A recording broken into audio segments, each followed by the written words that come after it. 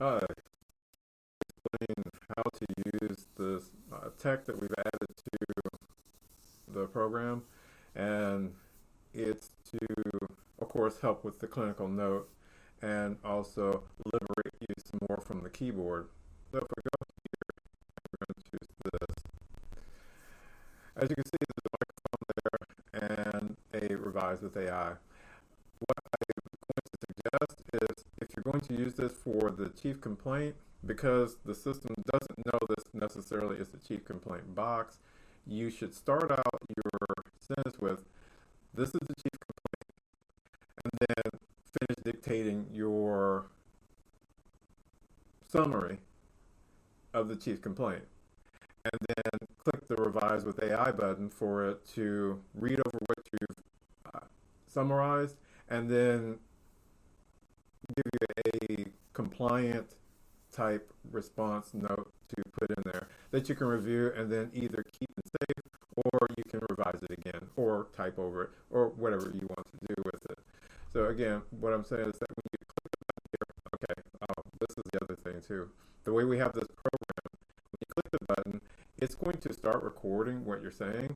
So you want to say, this is the chief complaint. The patient is complaining of, or the patient presents the symptoms of, and then explain the symptoms. And while you're talking, it is recording what you're saying. And then when you stop, if you look on the screen, you'll see these 3 seconds right here. That means if you stop talking for 3 seconds, then it will put what you're saying on the screen.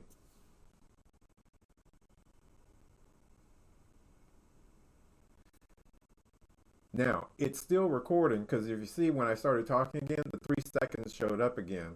So as long as you don't click the pause button, it's going to keep recording.